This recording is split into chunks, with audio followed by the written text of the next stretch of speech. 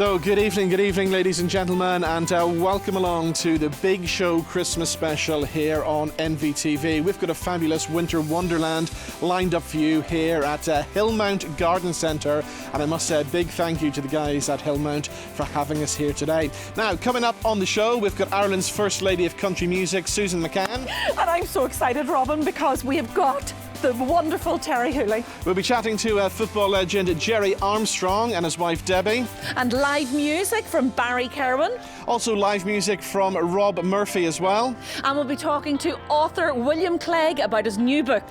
But starting things off, let's have the brand new festive single from The Rising.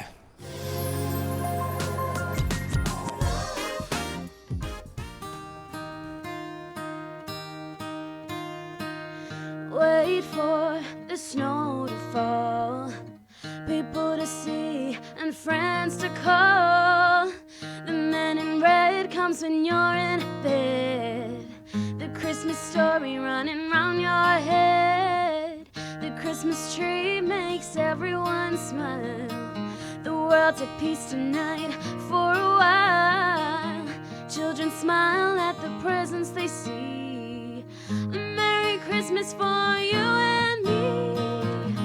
Morning comes and the church bells ring. A child is born and the voices sing.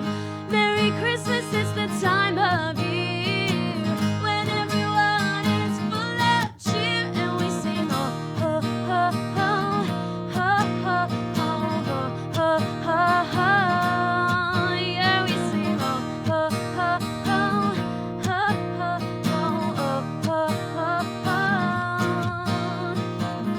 Jack Frost nibbles on your toes. Feel the excitement as it starts to grow. Hear Christmas songs on the radio. Stealing kisses under the mistletoe. Morning comes and the church bells ring. A child is born and the voices sing. Merry Christmas, it's the time of year when everyone is full of cheer and we sing oh ho ho ho ho ho ho oh ho ho ho. Yeah, we sing oh ho ho ho ho ho ho ho ho ho. We got Christmas magic and mistletoe. Log fires burn as it starts to snow. Peace and goodwill for all to hear at this special time of year. Yeah, we sing it. Don't you hear it?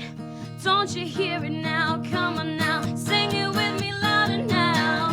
The morning comes and the church bells ring. A child is born and the voices sing. Merry Christmas, it's the time of year when everyone is full of cheer and we sing oh ho ho ho ho ho ho oh ho ho ho. Yeah, we sing oh oh oh oh oh oh oh oh oh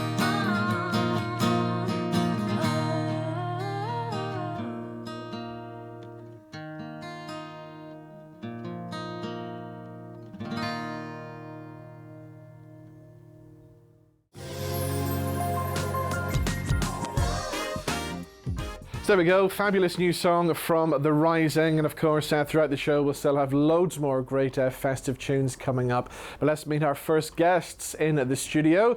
Footballing legend Gerry Armstrong is here and his lovely wife Debbie. Guys, welcome. Hi guys. Thanks very much. Good to see you again. You too. You too. So what's 2020 been like for you two? We've seen you on our TV screens and the show looks fabulous. Thank you very much. Well, we've been keeping ourselves really busy with the show, and it started off just trying to make people cheer them up really, and you started talking football. It started off football and then it just evolved as such, Yeah. and it went music and it went actors, actresses, and we've had all different types of sports. It wasn't just football. We've had boxers on, you know, we've had all sorts of different, well, Mary Peters on as well, you know, so we've had different people who would be of interest and had a wee story to tell and keep people occupied and give them something to look forward to each week. Brilliant. So, Debbie, what's it like working with your husband?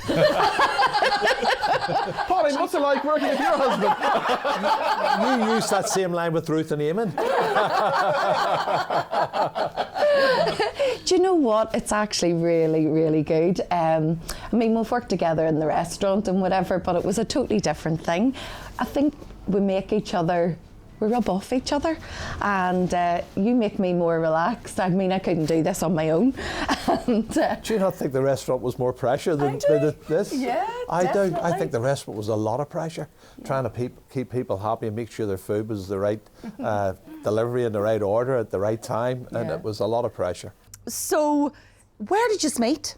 You must have a romantic story. we do, actually. We recorded our romantic story the other week with Norman Whiteside because he had invited me to a charity dinner that he did every year. It was a golf affair, and I was working on the Milk Cup up the coast up in Port Stewart, Portrush, and he'd phoned me up and said, you keep saying you're going to come to my dinner, it's this Thursday.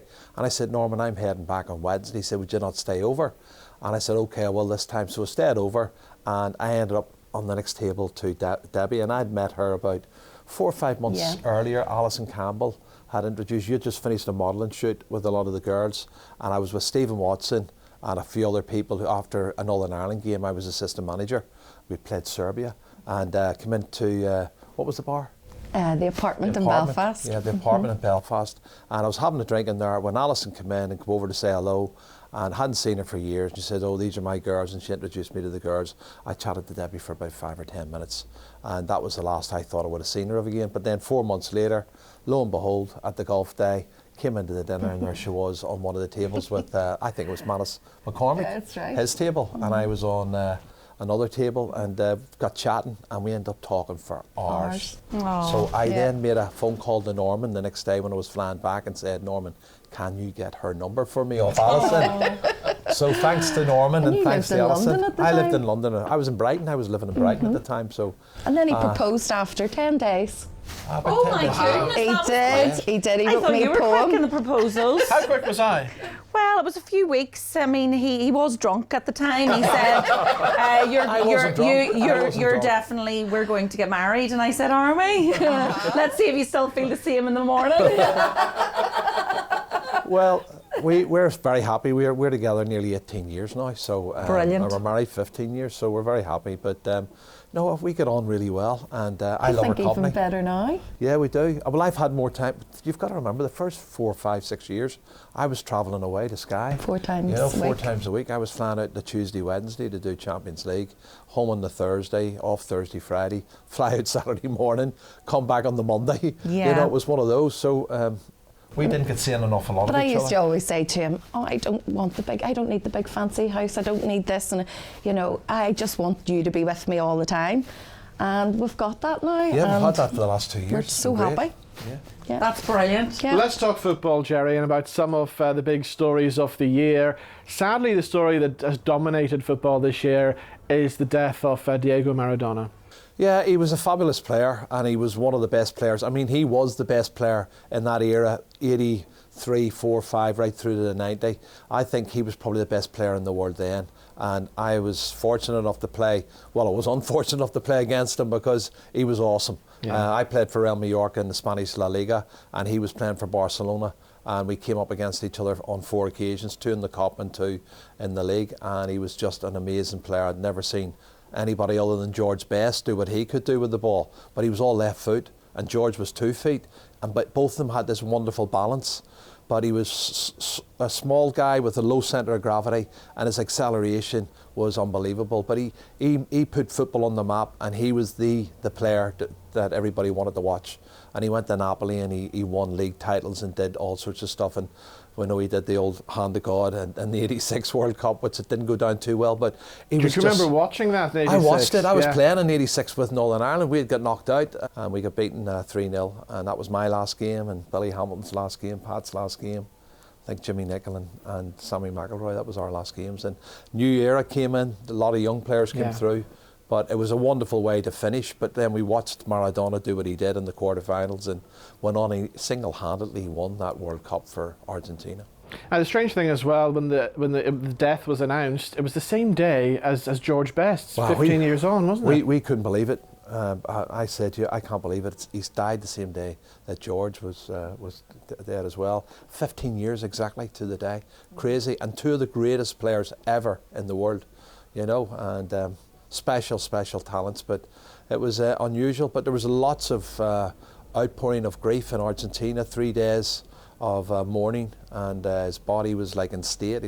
He was looked upon as a god, like over there, because of what he did. He was a people's person. Yeah. He came from nothing, and he gave them hope. That was basically what it was. But a fantastic guy. What about Northern Ireland this year? How have they been doing? We've had highs and lows. We've had fantastic occasions where, you know, we've watched Northern Ireland do really well to get to the playoffs, and then to lose to Slovakia. And we had our chances, you know, when it was 1-1 and Kyle Lafferty in the last minute hit the post. And you remember we went to Switzerland to watch them in the World Cup playoff, and it was 0-0, and Johnny Evans had a header cleared off the line in the last minute of that game. So you can't fault our lads for effort. They've put everything into it, but we just come up a little bit short on both occasions. The girls that came up trumps. The girls come up trumps, yeah, they did really well, and they've had a couple of great results, and they're on the verge of making history, hopefully in the new year. It must be really difficult for them, though, not having an audience to play for. Well, that's something that has been unusual when I've been commentating on games, and you can hear the coaches making shouts to the instructions to players, and you can actually hear what the coaches are saying.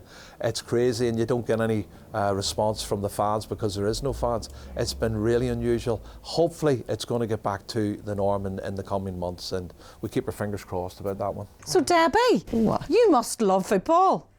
Do you know what? I used to play ladies football. Did you? I did at school. Wow. And I've always followed Man United from a young girl.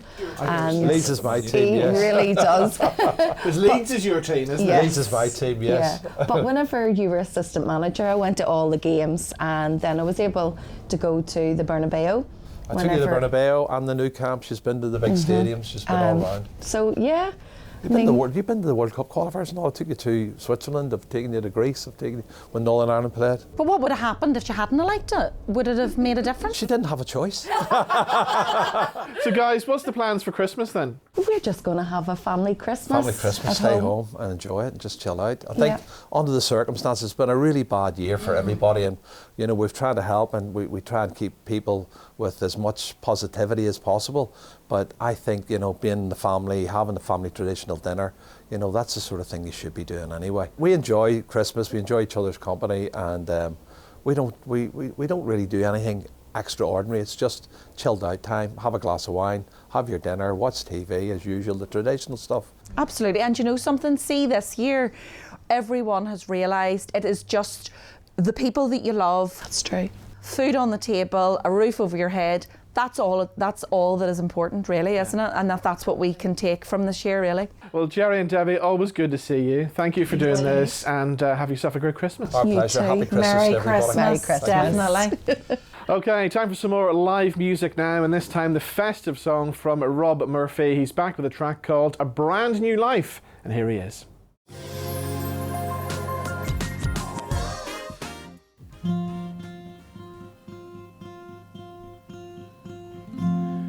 Isn't it wonderful tonight? Stars shining so bright. A light that will guide them to that boy, a soul who will spread joy. We're all traveling, we're all struggling. Hope is hard to find, but we get better, we're stronger together. No one gets left behind.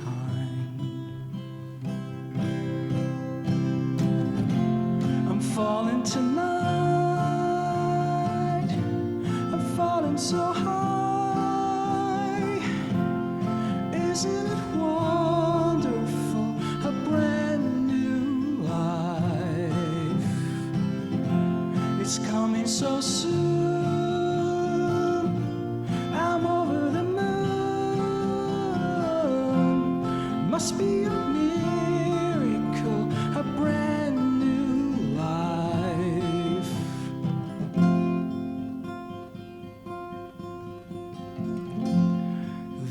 is a time we become one, and time goes so fast. Life is a tale of lows and highs, now we'll live it through her eyes. The year's been challenging, so much has been happening, we feel fear and loss. But out of this circumstance comes a new romance, change will make us grow. I'm falling tonight, I'm falling so high.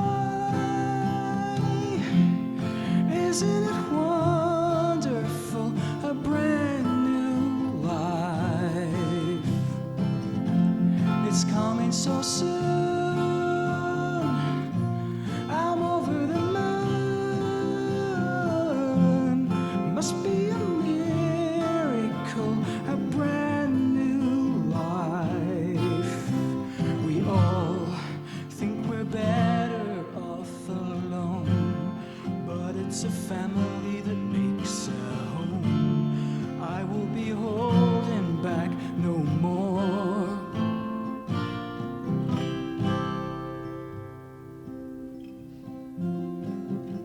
I'm falling tonight, I'm falling so high. Isn't it wonderful, a brand new life? It's coming so soon, I'm over the moon. Our little miracle, a brand new life.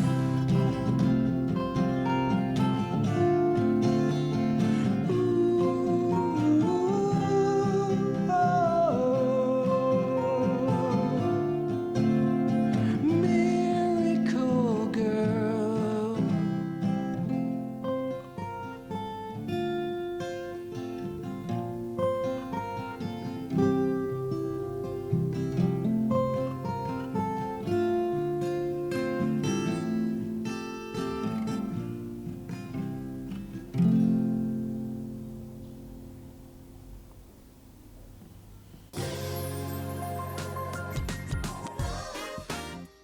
Now, what about Christmas presents? What would you like this year? I think maybe a little spa break would be perfect, wouldn't it? Yeah, we can do that. Yeah. What about a nice silk scarf as well? Oh, yeah. Actually, a silk scarf and some nice makeup would be good. I know a lady who's got loads of silk scarves and some makeup with her as well, so we can arrange that. Perfect. Well, what about you? What do you want, Robin? Well, I noticed online earlier on today, a shop in Belfast called On the Square Emporium has a 7-foot-tall, life-sized Darth Vader. Now, I think that would look amazing in our living room. No, it wouldn't, Robin. You're not getting it. Well, that's me told then. Yes, it is. Anyway, some more music I think it's time for with Pinsleep, Little Child.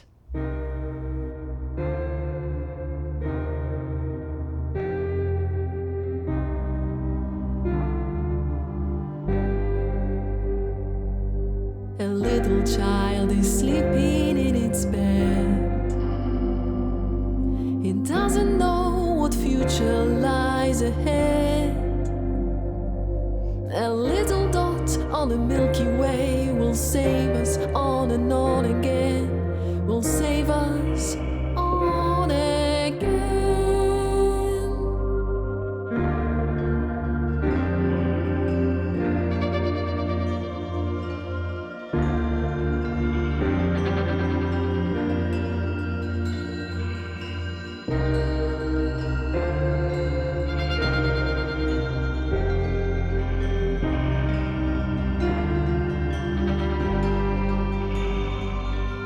Something pure and something clear shines through the dark.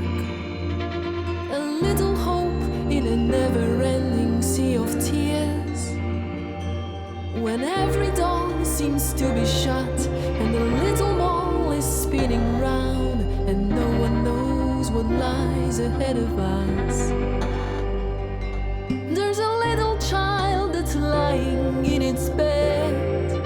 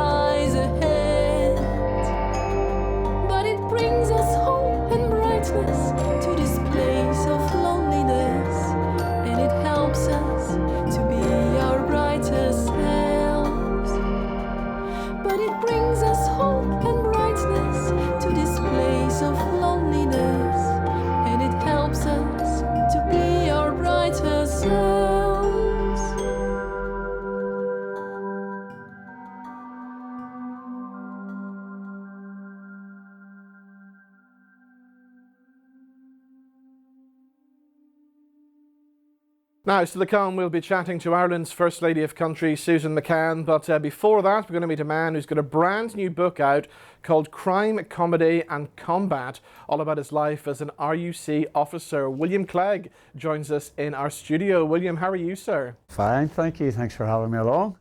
So when I see the words comedy in a book, I wouldn't imagine there was too much comedy involved as your life in the police force. The comedy is more in reference to how matters were dealt with afterwards and in relation to serious incidents, how we got rid of like a release, a cathartic release. But of course there was a lot of tomfoolery going on behind the scenes as well, and there were a lot of different characters in the police, as in any large organisation, practical jokers and people with one-liners and witty ripostes. So there was a lot of humour that helped us get through those years that I was in, the 70s, 80s and 90s, and I'm sure today with the police service it's exactly the same. You've mentioned some stuff that was going on behind the scenes. I'd love to know what was going on.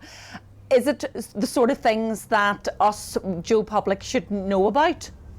Yes, I suppose some of them were very humorous. You know, for example, when I went to my first station, mobile, it was an SP, Special Patrol Group.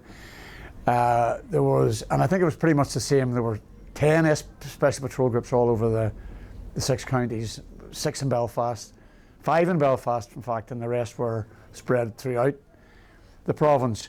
But one of the traditional things in my unit was you daren't tell anybody you were going to go for a sit-down toilet, if you like, because anytime you went, you were sure either going or coming back or there, you would have got a bucket of water over you.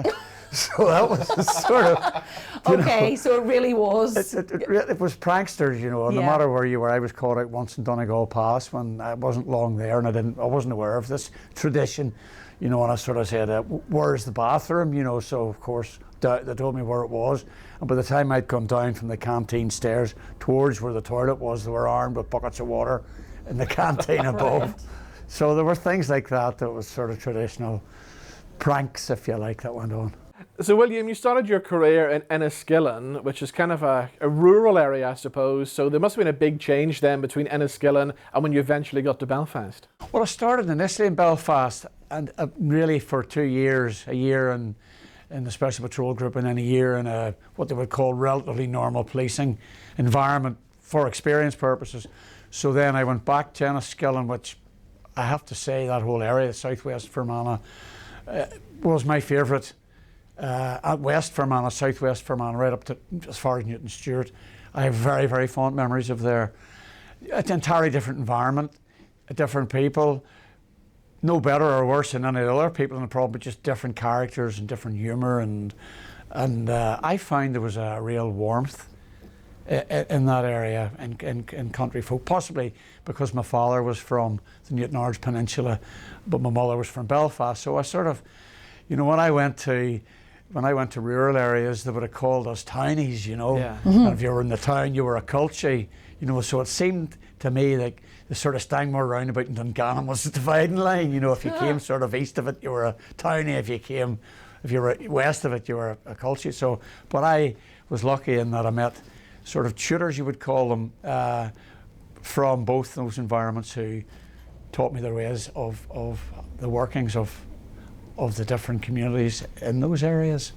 And of course, some of those areas, especially Enniskillen, would have its own fair share of tragedy during the Troubles, didn't it? Oh, yeah, it did indeed. I mean, Enniskillen, Fermanagh, which was the old L division in those days, there were more unsolved murders in that area than anywhere else in the province, and that included Belfast, which would have been, I believe in those days, it was the old C division, which was north and mostly North Belfast and parts of West Belfast. So yes, there was a lot of tragedy, and we were at the scene of a lot of those incidents, and yeah, it was the very sad days. Of course, the Enniskillen bombing as well. Yeah, I was not there at that time. I had just transferred back to Belfast, but yes, in the aftermath of it, our unit were sent down to deal with that, and it was something that was just horrific. Yeah. Horrific. What about your family life at that time? Was there always this constant fear on a day-to-day basis that one day you may not arrive home? Well, yes, that was, I mean, in the book I mentioned a couple of incidents where that was the case with some friends, formerly friends and latterly colleagues of mine who didn't arrive home, and obviously those were pivotal times in my life. In relation to family, I was never married, so mostly I worked away from home. That's a very expansive question. Yes, being on my own, I really only had to look after myself. And when I was in work, you know, I was down there and I never worked out of well, very briefly worked out of uniform. So I was aware that when I was there and in uniform, I was at risk. But it was always in your mind, especially if you were socialising up in areas such as Belfast. I mean, when I remember starting working in Belfast and driving about in a Land Rover. They weren't even armoured Land Rovers in those days, they were soft skin Macron Land Rovers. Someone described it, you know, after 7 o'clock at night, Belfast was like a ghost town with traffic lights. And that's just exactly the way that it was, and some people may find that very hard to believe, but that's how it was. There was a ring of steel around it, so pedestrian traffic was restricted, vehicular traffic was prohibited. So really what we were doing was performing patrols in the peripheral areas and anywhere where there had been sectarian killings. So it was, to see Belfast as it is now, and even in the last 20 years, it has come on, as they say, leaps and bounds, and it's refreshing, thinking back to how it was, you know. How would you describe the process of writing the book? Was it a kind of cathartic experience? Yes, it was. Yeah, and I wrote it initially for memoirs for my son, because being so much older than him, I think I mentioned I was nearly 50 before he came along, and obviously I had to be guarded with which stories I told him first of all growing up, and then I thought, well, the ones that I can't tell him, I'd like them recorded. My book, it's not a novel, it's a series of possibly 80 or 90 or 100 different stories which are all self-contained. And anybody that is curious as to how we dealt with it and, you know, what the police response was, pick it up and have a read. It's my story the way that I like it to be remembered, not just for my family, but possibly for people of my age and older and younger that can relate to it and say, my goodness, is that how it was in those days? Because it was a very, very important time in the history of Ireland. So the book, Crime, Comedy and Combat, it's out now. How do we get our hands on it? Strangely enough, a lot of people have been in contact with me saying, oh, I ordered it, it hasn't arrived. Well, anybody that ordered it should be aware that it was noted from Excalibur that it would be Christmas or the New Year. But it actually came out on Kindle, to my delight. So I was farming these out by email, and a lot of people have now bought it on Kindle. I still prefer the old-fashioned book though to Kindle. Me too. I'm the same. I never had a Kindle. I like the idea of reading a book, feeling a book. If it's an old book, the smell of the book, and the last page when you turn it, setting it down and putting it away. And funny, at home, all the books that I have read as far as possible, I have them kept for my son and in a bookcase, and I call it it's an old bookcase I made in woodwork. I call it the fountain of knowledge. Aww. So anytime he wants to dip in, and he is an avid reader, and he does work his way through some of these books. Well, William, I look forward to reading the book. The very best of luck with it. Thank you very much. And have yourself a very Merry Christmas. And Merry Christmas, Thanks William. very much. Can't wait to read it. Thank you. Now let's have some festive music. One of the best new Christmas songs around at the moment is from Ireland's First Lady of Country Music. You're going to love this. Here's Susan McCann and Christmas in Ireland.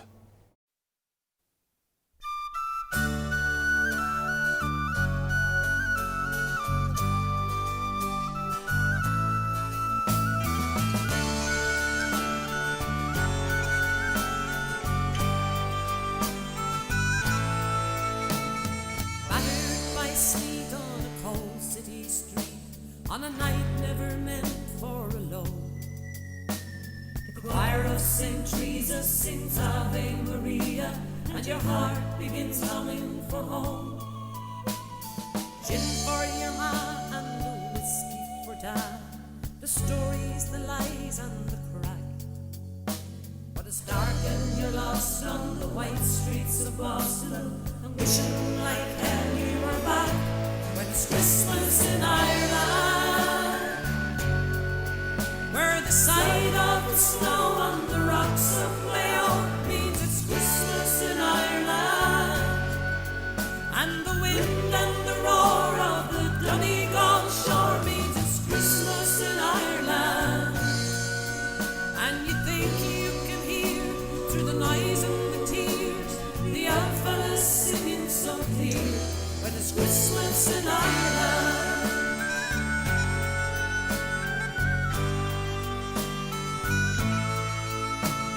Santa Claus waits by the side of the road for a present that never will come.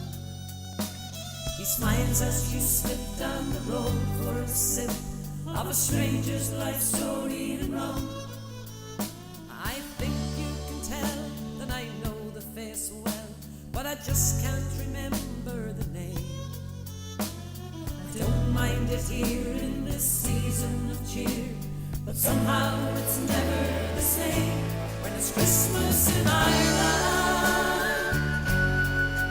where the sight of the snow on the rocks of Mayo means it's Christmas in Ireland. The wind and the roar of the Donegal shore means it's Christmas in Ireland. And you think you can hear through the noise and the tears the old fellas singing so clear when it's Christmas in Ireland, where the sight of the snow on the rocks of Mayo means it's Christmas in Ireland. The wind and the roar of the Donegal shore means it's Christmas in Ireland, where the sight of the snow on the rocks of Mayo means it's Christmas in Ireland.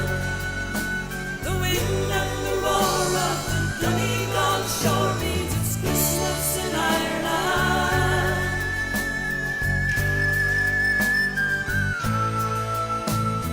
Christmas in Ireland.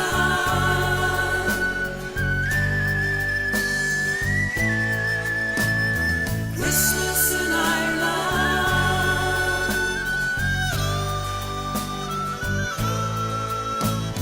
Christmas in Ireland.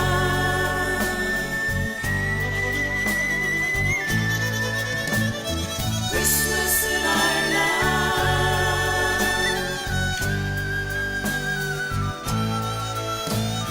Christmas in Ireland.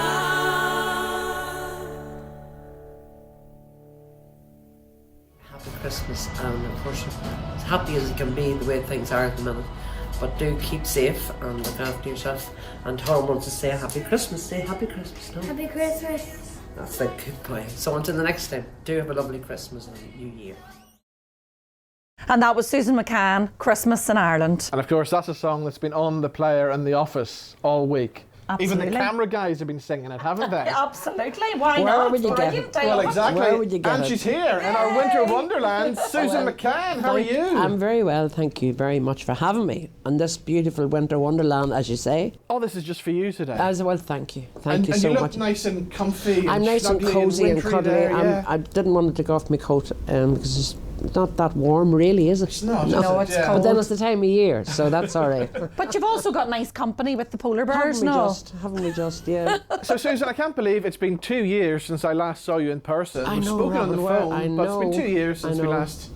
Yeah, we did a show in Derry. We had some fun that We night. did, didn't we? did. Great gig for a cancer charity. It We was did, lovely and we had a evening. nice few glasses of wine out. I can't believe it was 2 years ago. Yes, 2 it years is 2 ago, years yeah. ago. So 2020, Susan, I mean, there Oh, isn't much to look Don't back talk on, is about there? 2020 to me. I'm just so tired of it. Yeah.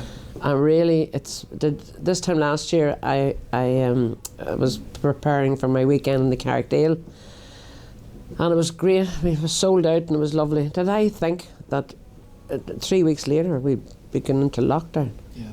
I was so lucky to get it done and over with, you know, before it came, because there were a lot of people travelled all over for the weekend. So I planned on doing it this year again, but no, it'll not be done now. I think, honestly, it's been the worst year of my life Yeah. And I can safely say, and I suppose everybody can say the same thing, but did you ever imagine you'd be locked down and not being able to see my grandkids was the awfulest thing, really. You know, that was the hardest part. That come and stand at the gate and wave up to me, you know. Yeah, it's realising that it's who you love, you want around with you, you know. But you haven't been idle, have you? No, I haven't been. I'm involved in a few things. I've taken out a range of scarves, silk scarves, and I'm involved with Linda Strain makeup as well. I've endorsed her makeup, and I have my jewellery thing. So I'm busy, in one way, but not. I just love singing, so I'd love to be able to go out to do a concert. I really would, but. So you've missed the singing, I'm sure. Oh, I have. For I've missed, and I just like last year, I had started to use my granddaughter Sinead, because she's a great wee singer, and she loves being with her granny on the stage, and so that all came to an end too. We had a lovely show put together, and we had planned. Mickey McGill, the promoter, had planned again doing the concerts in the north this year with me, and Sinead was on them as well, so she's really, really annoyed about that. Oh, bless her. She's still at school. She's coming 16 now, but she comes with me at the weekends and that sort of thing. Brilliant. Tell us about the album then. It's a wide variety of songs on there. I see Big Tom is Still the King's on there. I re-recorded that song because you know what? I'm on the road 44 years, and every time I go out, I'm asked to sing that song. Yeah. So I re-record, put a new track down for it, and put it on my album because I sing it in a lower key now than I did when I started off in '76. And so I put a new track down for it, and it's doing great. Yeah. But your voice still sounds as great as ever, because even though you're changing the key, it sounds brilliant. Yeah, I suppose over the years' experience and that I've learned probably how to sing properly now than in comparison with when I started, you know. But your voice does change and it matures more, and I think I prefer my voice now than I did when I was younger, you know. So, but the tracks on the album, some of them are great. My Christmas songs on it as well, the Christmas in Ireland's on it as well, because I don't have a Christmas album. So tell us the story behind that, because I love the lyrics of it. Well, I'll tell you the story behind that. I had a guy played with me, and we're great friends, have been over the years. His name's Dermot McQuaid, and Dermot lives in Australia. You might know him, maybe if you've seen him. I've heard of him, yeah. But he just decided to write, when he was in my band, he played with me for about, I don't know, maybe 12 years. And when he was in my band, he just decided to write this song, and because he'd been dabbling a bit in songwriting, but nothing. So when he wrote it and left me here, I said, sure, I'll record it. And he wasn't that confident about me recording it, and I said, sure, why not? So I went in and I recorded it. But I recorded it, quite a while ago, but didn't bother taking it out, if you know what I mean. So now it's out and everybody loves it. And then the video that I have with it, I have a guy does my fan club page for me. He lives in London. Yeah. His name's Conor Kopaz, and his partner. He's very much into making videos. He works for a fashion company in London, and him and Conor, Sarah and Conor made the video. And the video's great. I'm delighted with it. All I had to do was just get a few wee bits here and there, but he put the rest of it all together without me was great. I didn't have that much involvement in it. Brilliant. But can I just say thank you to Conor and to Sarah for doing it. It was great. Mm-hmm. I wanted to talk to you about Brian Call as well, because we sadly lost Brian recently. One of my fondest memories when I was starting out in the business, one of the first people that I interviewed was Brian, and I asked him one question, and 20 minutes later he was still talking away, and I remember coming away and I thought, my God, if interviews are as easy as this, I'm going to be good at this. Brian was a great guy. He was a great character, great man for telling stories, and Brian could make a story interesting if it was the most boring story in the world. He could make it that, and to make you laugh, it would just be. I remember being on over with him in Spain just a couple of years ago, on the Declan Nerney week in Spain, and him and I flew back with Hugo Duncan, and I flew back on the plane together. We were only there. We went today, sort of thing, sang tomorrow, and come home the next day. And while he was in the flight with me coming home, I'll never forget the fun we had, the laughs. He just told more stories, and he was loved by everybody. And you know what? A brilliant singer. One of the best. Yeah. One of the very best ever come out of Ireland, really. So many people, the show bands and the singers have gone in the last couple of years. Yeah. They have. We're getting thin on the ground. Well, exactly. That's what you keep saying, isn't it? Exactly, yeah. It's But Susan, you're not going anywhere, and I'm so excited about this scarf range and the makeup range. Where did you get the idea to do this? How did you decide? And is that one of the scarves you're wearing at the minute? Isn't that very nice? That's lovely. Oh, it's beautiful. Yeah, it's silk, yeah. I was going to say it's And silk. they can get them online from me too, but they're in Gas Boutique in Armagh, where you can, and they're all packed in beautiful like a wee sachet type thing for Christmas. So they're gorgeous. Anybody out there wants to buy their mummy a scarf for Christmas. So what's the plans for Christmas? What have you and Dennis got lined up? My plans for Christmas, well, thankfully we can go to our daughter. I thought we wouldn't have been able to go, but we're in the bubble with Linda, and so we're going there for Christmas Day. And then you can mix with two households. So Boxing Day we always go to our son.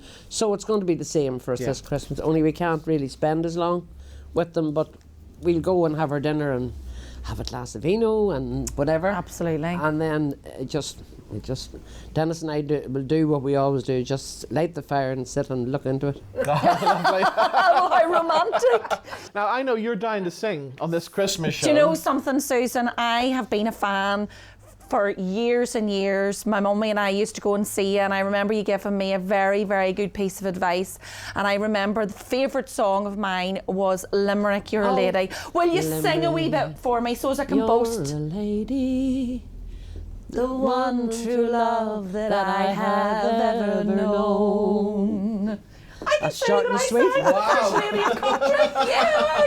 You know what? Yeah, that was a hit for me. That song, Limerick, You're a Lady. And mind you, I haven't sang it for ages, and I must get it back into the repertoire again. Whenever we get back on the road again, hopefully soon. That would be brilliant. Yeah, that would be brilliant. Soon. And if we come and see you, you'll get me up and I'll sing a wee bit with you. Definitely will do that, Pauline. No problem. Brilliant. No I problem. look forward to it. Well, there we go, Susan. And great to see you as always. Look, Robin, thank you so much for having me on your show. As always, you're so kind, and it's great to see you both. It really is great to see you both. Thank you, Susan. And a very happy Christmas and New Year. Happy Christmas to you too, Susan. Big hugs as well.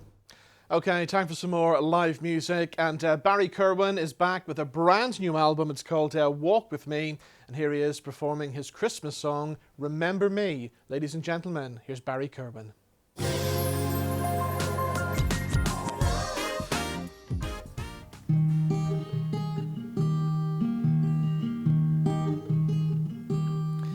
When you're opening your presents underneath your Christmas tree, remember me. When you're setting out those cookies for Santa Claus to eat, remember me. I was born in a manger on a cold December night, with shepherds and 3 wise men underneath the stars so bright. Son of a lonely carpenter from down in Galilee, remember me.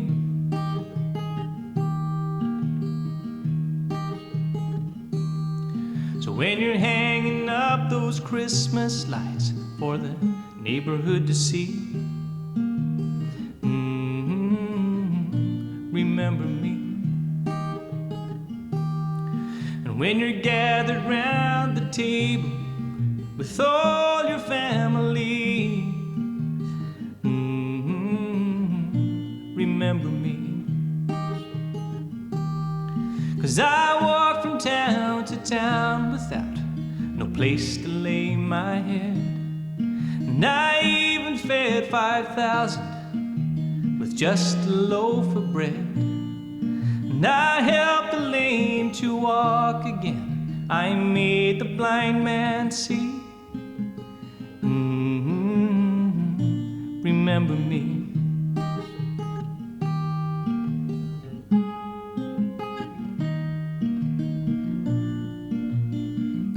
remember me.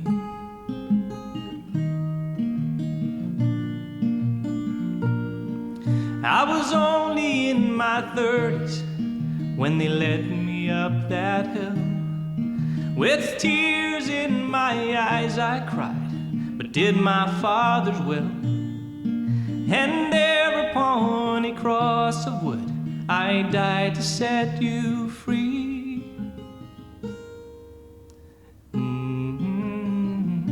Remember me.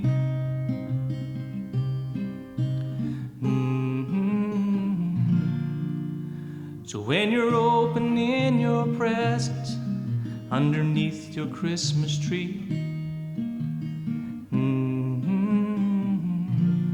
remember me.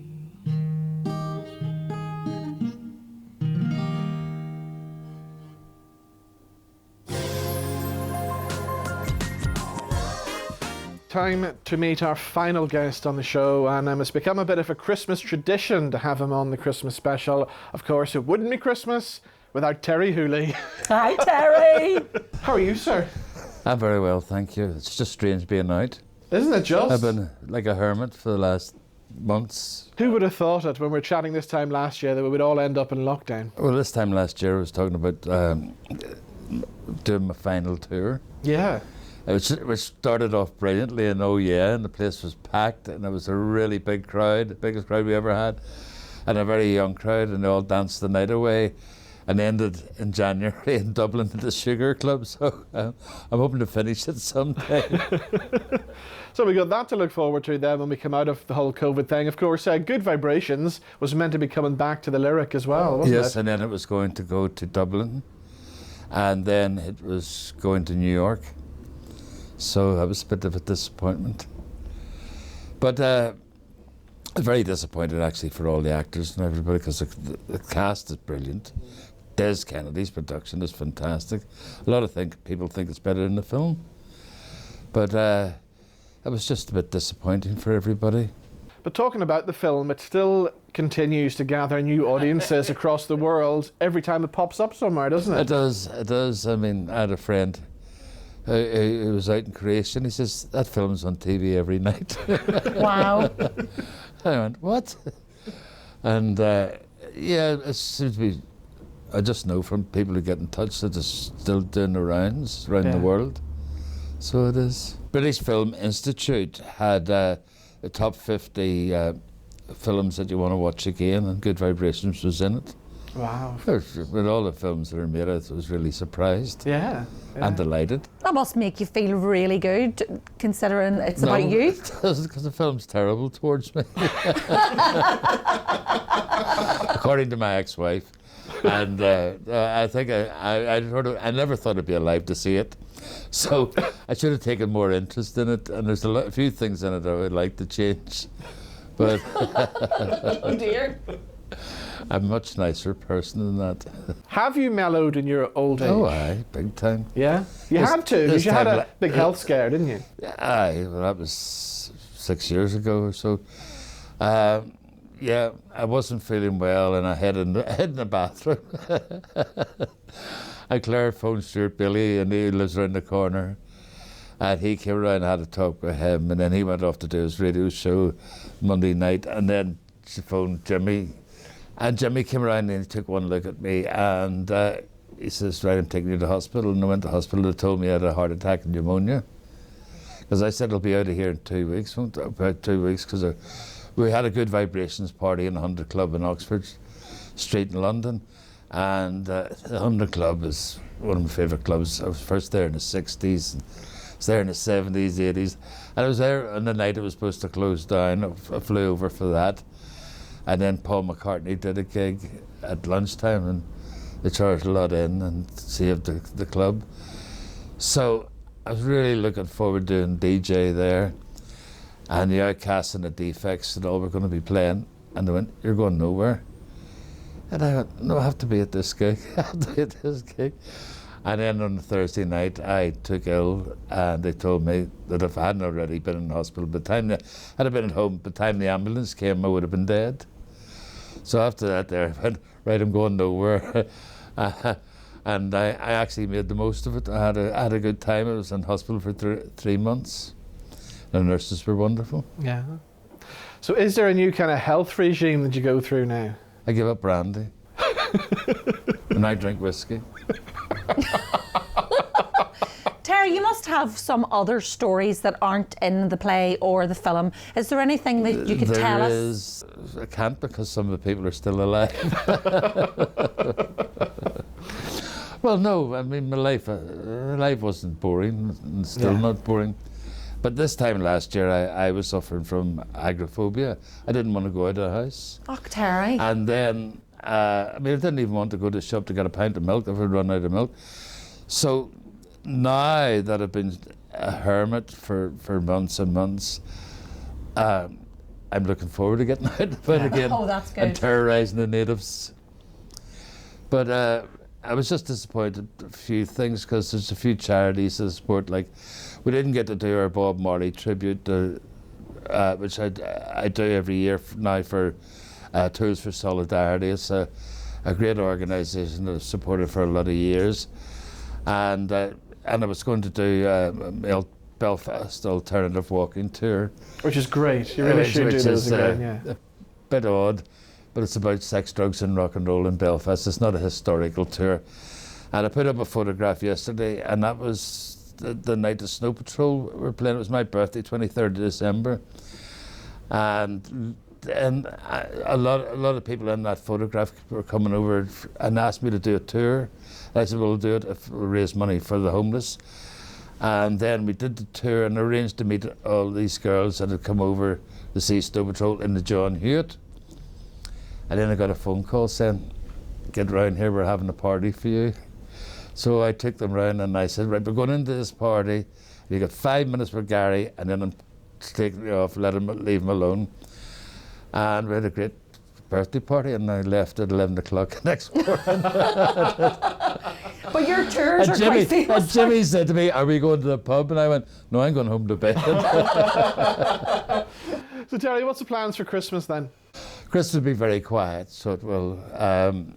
Christmas Day, Claire and I go down to her mum and dad's in Hollywood, and it'll just be the four of us this year.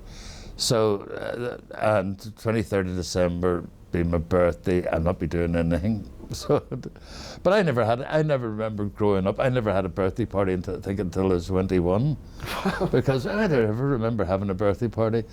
All I remember at Christmas was to get the left shoe on my birthday, and then 2 days later get the right shoe. Brilliant. Yeah, that must be difficult though, being so close to Christmas though. I can imagine that. Yeah. That's why I used to love Halloween, you know, because it wasn't Christmas. But Claire looks after you at Christmas and your birthday, doesn't she? I must say, she looks after me very well. I get my breakfast in bed every morning. It keeps me out of trouble. But I was a bit worried when she started to work from home. I thought, my God, after about 3 weeks we'd be strangling each other. But far from it. Yeah. You know, I think it's brought us closer together. That's lovely. It was very good to me. I would have been dead a long time ago if it wasn't for Claire. Well, on that note, sadly, we're out of time for the Christmas special. Terri, as always, it's good to see you. Have yourself a great Christmas. Lovely, Claire, as well. And ladies and gentlemen, have yourselves a very Merry Christmas and a Happy New Year. We're going to leave you with Christopher Nott. It's a new Christmas song called Christmas Like It Used to Be. Merry Christmas. Merry Christmas. Walking in the snow with you, it's getting late, time really flew. Santa Claus is on his way, just one more sleep till Christmas Day. Somewhere way back in my mind, I see those happy Christmas times. We were kids so innocent, please Santa bring them back again. I wish it could be just like those precious memories. This Christmas, the greatest gift that you could give to me is a Christmas like it used to be.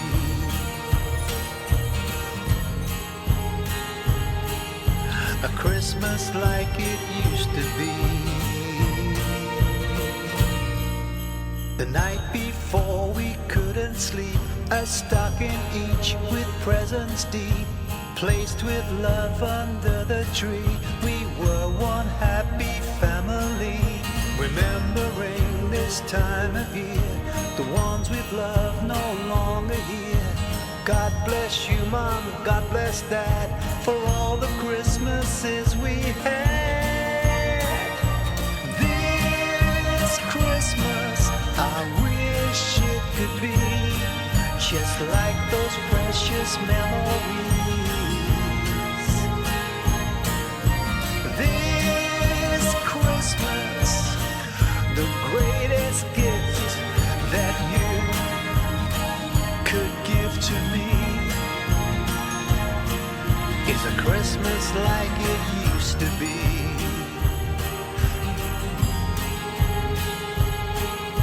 A Christmas like it used to be.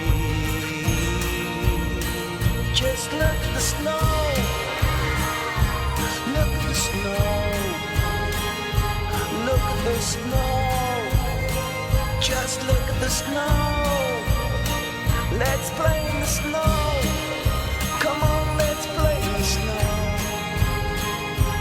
Look at the snow. Look at the snow.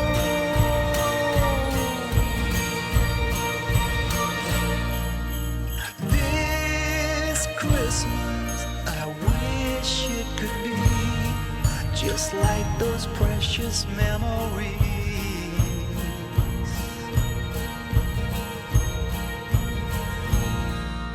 Christmas like it used to be. Christmas like it used to be. Christmas like it used to be. A Christmas like it used to be.